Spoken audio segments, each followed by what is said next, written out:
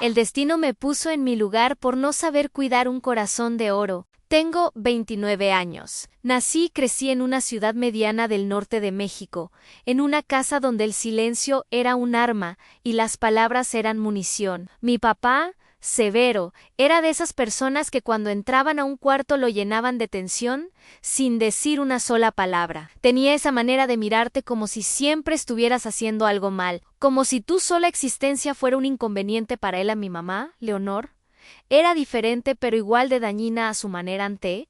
Quería con una especie de amor condicional que olía a control, siempre con el comentario cortito que te dejaba dolido sin que pudieras señalar exactamente el momento en que te lastimó. Ay, Vadir, es que tú siempre exageras. Vadir, no seas tan sensible, ya basta de hacerte la víctima. Esas frases pequeñas que van cavando hoyos en ti de a poquito, tan despacio que ni te das cuenta de que ya estás hueco por dentro. Crecí pensando que eso era normal, que las relaciones se construían sobre la crítica, que el amor venía con letra pequeña, que si alguien te quería de verdad, tarde o temprano iba a encontrar la forma de hacerte sentir menos. Así aprendí, así me formé. Y lo peor, lo absolutamente devastador, es que no lo vi hasta que ya había hecho daño. Antes de Mireya, mis relaciones eran una copia mal hecha de lo que viví en casa. Con Nadia, mi primera novia seria, estuve 3 años en una montaña rusa, donde peleábamos por todo, donde yo me callaba hasta que explotaba y ella lloraba hasta que se iba, y yo la buscaba desesperado. Con Gala fue peor porque ella sí me quería, pero yo nunca pude recibir ese cariño sin sospecharlo, sin pensar que detrás había una trampa, que en algún momento me iba a fallar. Y con Zaira, que fue la última antes de conocer a Mireya, llegué al punto más oscuro que había tenido, a discusiones en las que yo decía cosas que me avergüenzan recordar, momentos en los que levantaba la voz de una manera que no tenía nada que ver con la situación y todo que ver con cosas que traía dentro y nunca había procesado. Zaira se fue sin explicación un día y yo me quedé convencido de que era por su culpa,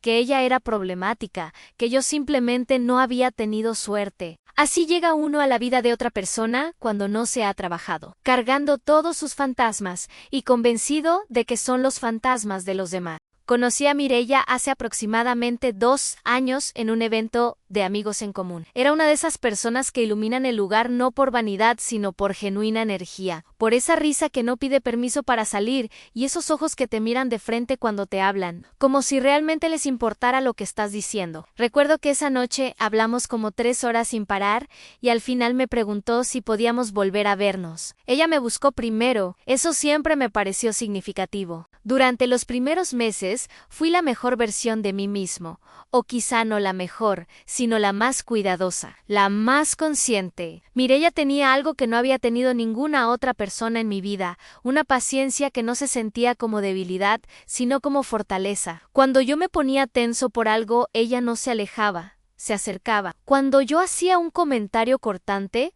ella lo nombraba directamente, sin drama, sin venganza. Oye, eso que dijiste me dolió.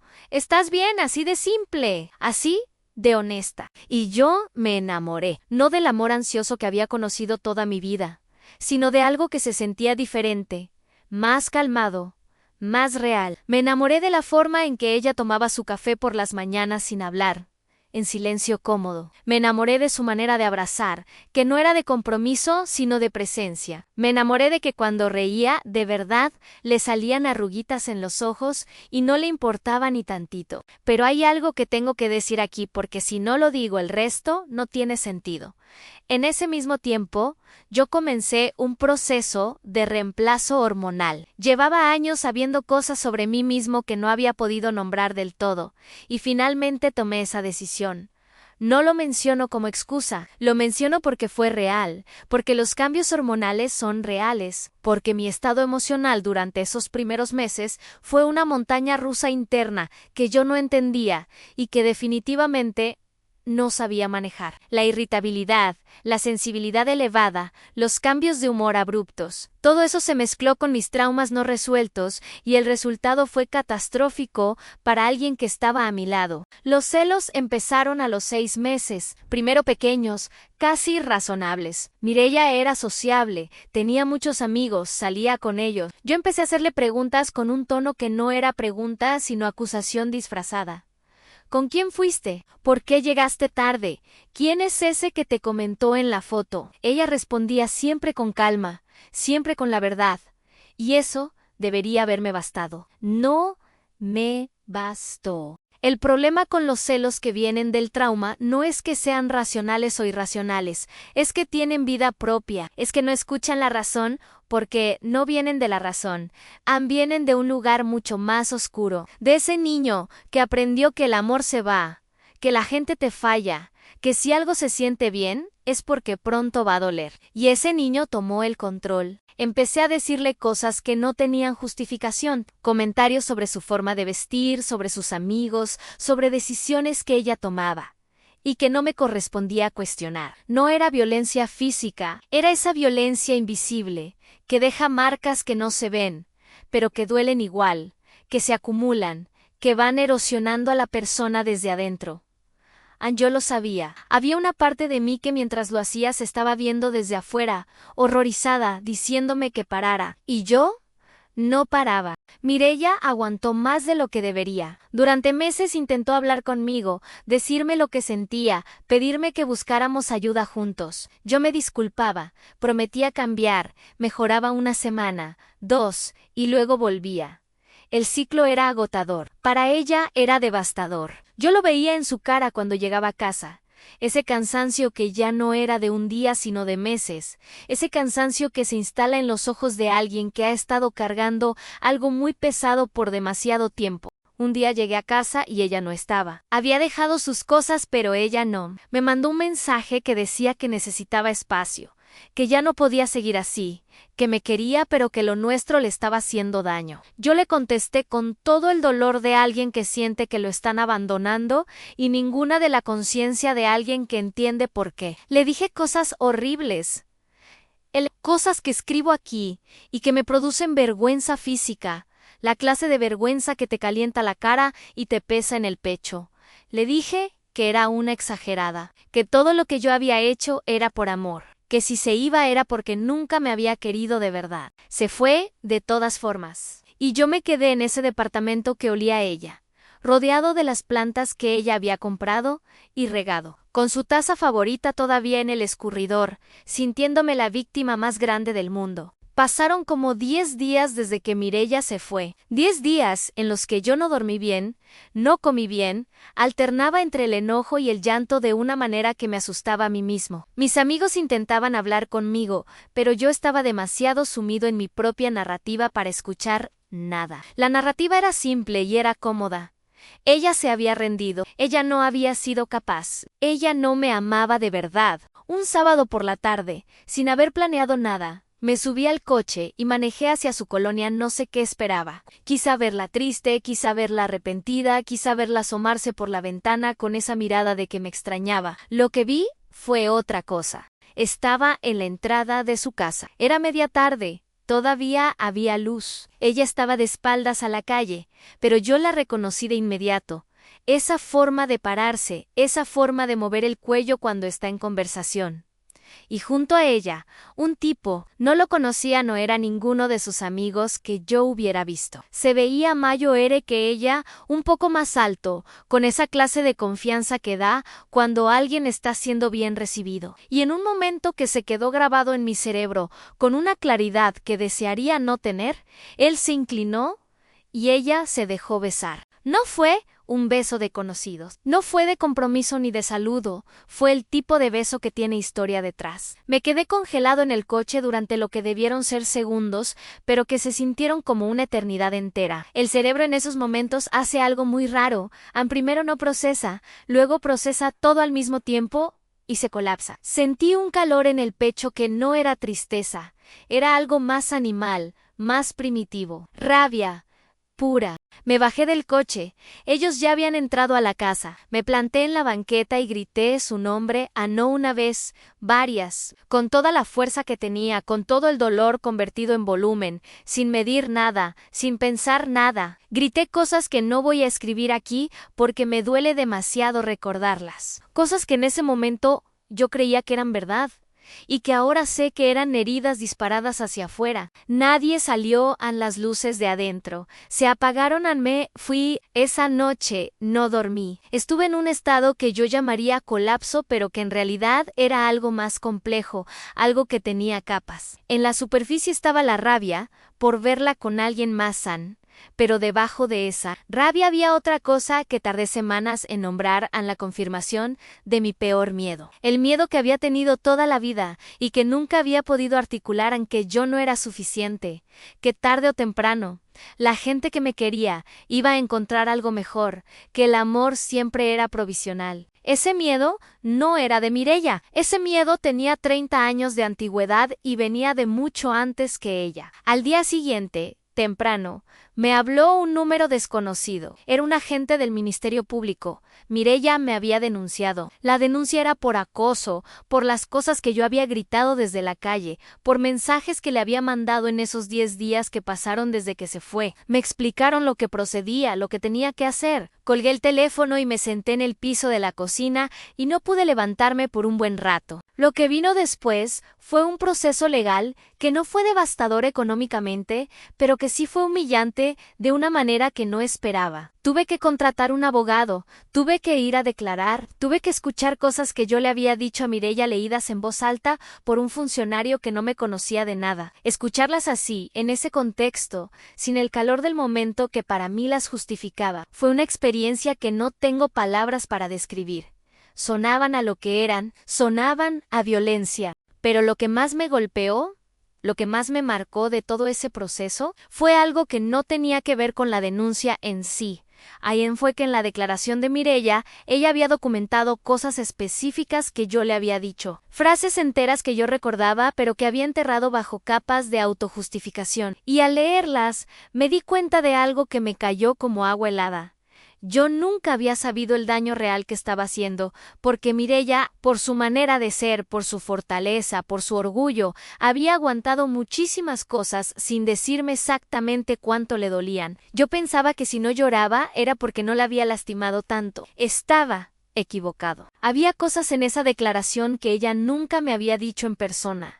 Heridas que cargó callada, y leerlas fue como encontrar un cuaderno secreto de alguien y descubrir que eras el villano de su historia cuando tú creías que eras el protagonista sufrido.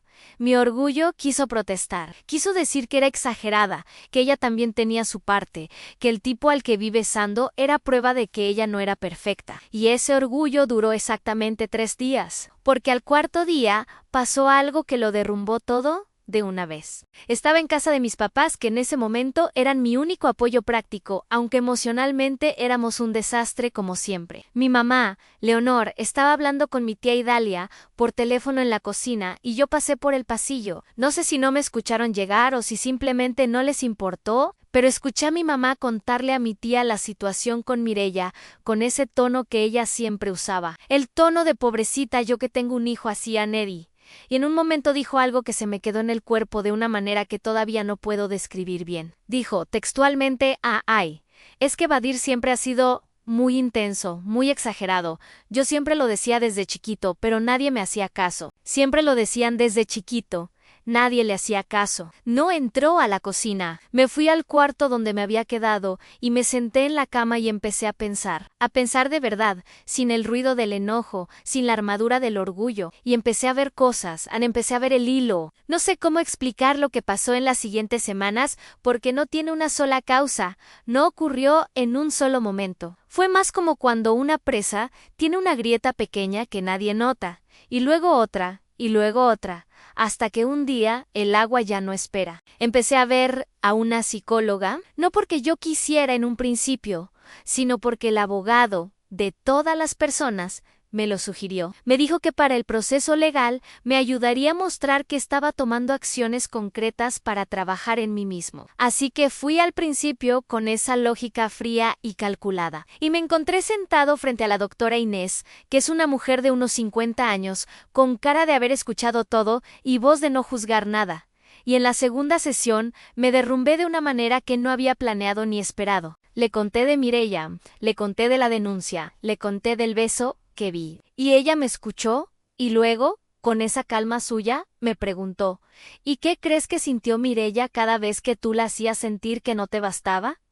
No me preguntó qué había hecho yo, me preguntó qué había sentido ella. Esa diferencia me pegó de una manera muy específica, muy física, como un golpe que no duele en el cuerpo, sino en algún lugar más adentro. Porque yo nunca me lo había preguntado. En todo ese tiempo, en todos esos meses de relación, yo estaba tan ocupado en lo que yo sentía, en mis miedos, en mi dolor, que nunca de verdad me detuve a imaginar desde adentro lo que era ser Mireya recibiendo todo eso. Empezamos a hablar de mi infancia, de Severo mi papá, que nunca me pegó, pero que tenía una mirada que te podía reducir a nada en 3 segundos. De Leonor, mi mamá, con sus comentarios pequeños que nunca eran groserías directas, pero que acumulaban formaban una imagen de ti mismo, muy concreta. Eres demasiado, eres exagerado, eres un problema. De cómo yo aprendí que para sobrevivir en ese ambiente tenía que hipervigilar todo, tenía que leer el estado de ánimo de todos en el cuarto antes de hablar, tenía que anticipar el rechazo antes de que llegara.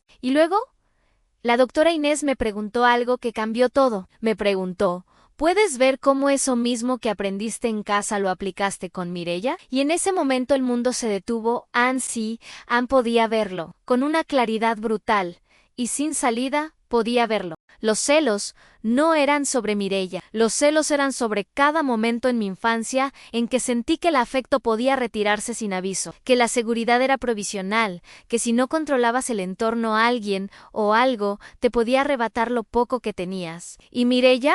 Que era libre, que era social, que no pedía permiso para existir, activaba en mí todo eso de una manera que yo no sabía manejar porque nunca lo había nombrado. Lo que le hice a Mireya fue exactamente lo que me hicieron a mí en palabra por palabra, patrón por patrón. Yo no era mi papá Severo en sus formas externas, pero en la estructura emocional éramos el mismo mecanismo. Yo había heredado la herramienta del daño y la había usado sin saberlo, convencido de que era otra cosa.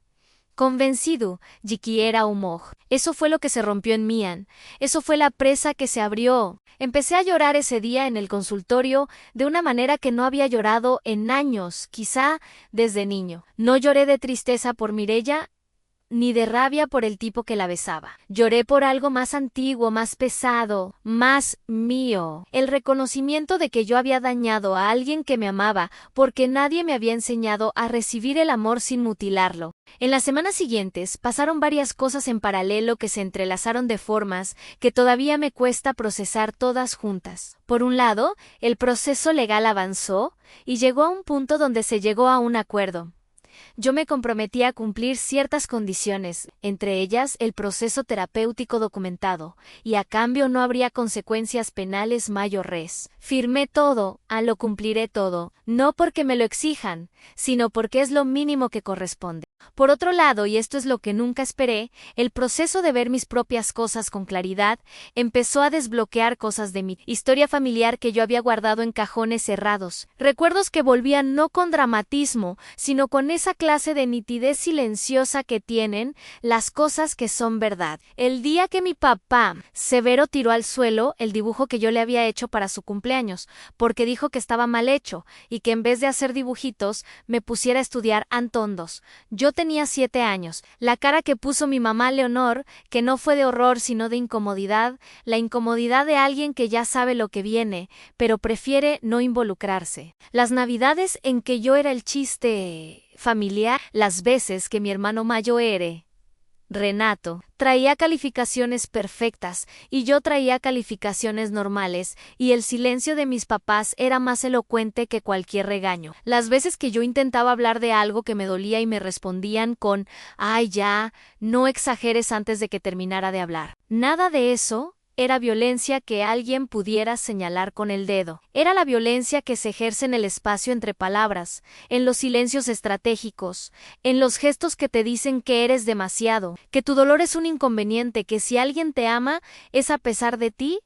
Esa fue mi escuela, y yo me gradué con honores. Lo que más me perturbó de todas estas revelaciones no fue el pasado, Ann, fue el presente, porque mis papás siguieron siendo exactamente iguales durante todo ese proceso. Cuando les conté lo de la denuncia, mi mamá dijo que Mireya era una exagerada. Cuando intenté hablarle a mi papá de lo que estaba trabajando en terapia, me preguntó si no tenía cosas más importantes en qué gastar el dinero.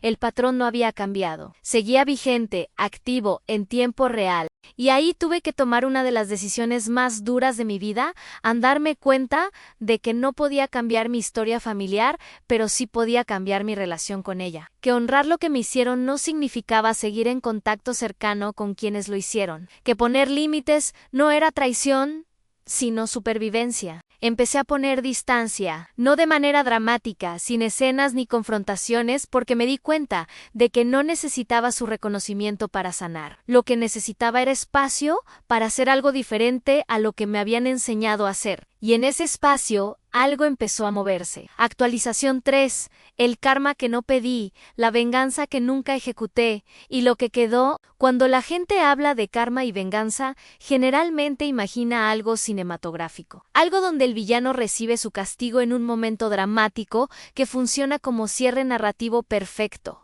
La vida real rara vez funciona así. La vida real es más sucia, más ambigua, más complicada, y lo que yo viví en los meses siguientes fue exactamente esa versión real y desordenada de lo que significa que el universo te devuelva las cosas, a ti y a los demás. Déjame empezar con lo que le pasó al tipo que vi besando a Mireya, porque sí me enteré, aunque no por haberlo buscado, sino porque en ciudades medianas las historias viajan solas. Su nombre era Amancio. Tenía 34 años, estaba separado, tenía un hijo, y resultó que Mireya no era la primera persona a la que se acercaba en situaciones de vulnerabilidad. Había un patrón. Otras mujeres. Otras historias similares. Mireya lo descubrió ella sola, a los 3 meses de que empezaron. Se fue de esa relación también, aunque me imagino que con una herida diferente. Cuando me enteré de eso, lo primero que sentí fue una satisfacción que inmediatamente me avergonzó, porque esa satisfacción tenía que ver conmigo, con mi ego, con el niño que quería que la historia le diera la razón. Y luego vino algo más honesto, más maduro, más real en tristeza por ella. Tristeza por Mireya, que salió de algo dañino para caer en algo diferente, pero también dañino. Porque cuando uno no ha procesado el dolor, cuando uno huye de una situación sin mirar para adentro, termina repitiendo patrones, aunque cambien las personas y los escenarios. Eso no me hacía mejor que ella ni a ella peor, nos hacía iguales en algo muy específico. Los dos estábamos heridos, y los dos estábamos tomando decisiones desde esa herida. Lo que pasó con mi familia fue la otra forma de karma, más lenta, más estructural, más difícil de celebrar. Mi hermano Renato, que toda la vida fue el favorito, el que sacaba 10, el que no daba lata, el que hacía orgullosos a mis papás, tuvo una crisis profunda a mediados de ese año. Su matrimonio se estaba cayendo. Su negocio, que mis papás habían apoyado económicamente de maneras que a mí nunca me ofrecieron, estaba en problemas graves. Y la respuesta de Severo y Leonor fue exactamente la misma que habían tenido conmigo toda mi vida, a minimizar, ignorar, manejar las apariencias. No le ofrecieron apoyo emocional real, le dijeron que tenía que ser fuerte, que se aguantara, que esas cosas les pasaban a todos. Renato tuvo que tragarse solo lo que le estaba pasando exactamente igual que yo. Lo había tragado sola toda mi vida. Y aunque yo no le deseo nada malo, aunque me dolió verlo así porque en el fondo lo quiero, me di cuenta de algo importante. El problema no era yo. El problema no era Renato. El problema era el sistema familiar entero. La forma en que Severo y Leonor habían aprendido a relacionarse con sus hijos, y que ese sistema tarde o temprano le iba a fallar a cualquiera que dependiera de él. Eso no me dio satisfacción, me dio algo más complicado, comprensión, y una especie de alivio extraño, de saber que nunca había sido personal.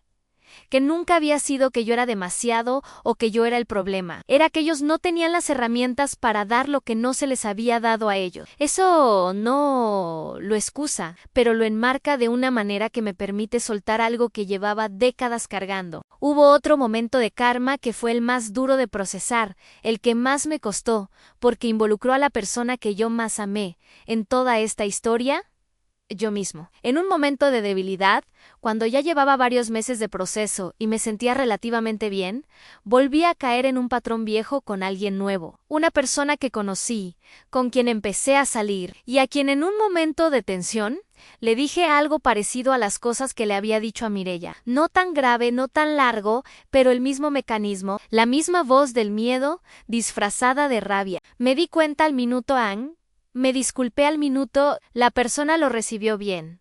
Y seguimos. Pero yo me quedé con eso durante días, porque había pensado que ya estaba curado, que ya había procesado, que ya era otro. Y la verdad es que sanar no es una línea recta. Sanar es ir conociendo mejor tus propios terrenos minados para poder rodearlos en vez de pisarlos. Sanar es que cuando pisas uno, el tiempo entre pisarlo y darte cuenta se va haciendo más corto. Esa fue la venganza que nunca ejecuté y que tampoco necesité ejecutar, entender que la vida ya estaba haciendo lo suyo, que Amancio tendría sus propias consecuencias, que mis papás vivirían en el sistema que crearon, que Mireya tendría que encontrar su propio camino hacia la paz, como yo estaba encontrando el mío. La venganza más poderosa que uno puede ejercer, lo entendí a la mala, no es hacerle daño a quien te lastimó, es convertirte en alguien que no necesita hacerlo, es salir del ciclo, es romper la cadena. Hoy, mientras escribo esto, han pasado varios meses desde que Mireya se fue de mi vida. No tengo contacto con ella y no lo tendré. Eso es lo correcto y lo sé aunque duela. El dolor de la pérdida de ella ya no es el protagonista de cada día, ya no es lo primero que siento cuando abro los ojos. Está ahí, guardado en algún lugar, porque cuando algo fue real deja marca real, pero ya no me define. Lo que sí me define, o por lo menos lo que estoy construyendo que me defina, es algo diferente. Voy a terapia todos los miércoles. He reducido el contacto con mis papás a lo mínimo necesario para mantener una relación funcional sin que me cueste la salud mental. He aprendido a nombrar mis emociones en tiempo real, o por lo menos a intentarlo, antes de que se conviertan en explosiones. He aprendido que pedir ayuda no es debilidad, sino exactamente lo contrario. Y he aprendido algo sobre Mireya que no esperaba aprender en agradecimiento, no el agradecimiento performativo de las frases hechas, agradecimiento real, incómodo, lleno de vergüenza y de respeto, porque ella con su decisión de irse y con su denuncia me obligó a ver lo que yo solo nunca hubiera visto. Su dolor fue mi catalizador. Eso no está bien. Que alguien tenga que sufrir para que otro despierte, no está bien, pero es lo que pasó, y negarlo sería seguir en la mentira. A Mireya, si algún día esto llegara a sus ojos, aunque lo dudo, lo siento. No como frase, sino como algo que llevo en el cuerpo todos los días. Espero que encuentres la paz que mereces. Que te cuides de la manera en que yo no supe cuidarte, que sepas que lo que vienes a hacer en este mundo es completamente válido. Y a mí mismo, al Badir de hace 2 años que estaba tan roto y tan convencido de que era el universo el que estaba roto en ti, entiendo. No te justifico, pero te entiendo. Y te digo que al otro lado de todo esto hay algo que vale la pena. Que el trabajo de mirarse de frente es el más difícil que existe y también el más necesario. Que es posible cambiar, no de golpe, no sin tropiezos, no en línea recta, pero es posible. Y eso, después de todo, es lo único que me queda y lo único que necesito. Si llegaste hasta aquí, es porque algo de esto tocó algo en ti. Dale like si crees que hay valor en contar las historias difíciles sin filtro. Suscríbete y activa la campanita para no perderte la próxima historia, porque hay más, y todas son igual de reales. Déjame en los comentarios, ¿alguna vez reconociste en ti un patrón que heredaste sin querer? ¿Cómo te diste cuenta? Esta es una comunidad sin juicio. Comparte este video con alguien que creas que lo necesita escuchar. A veces la historia de otro es el espejo que necesitamos. Gracias por estar aquí. Gracias por escuchar.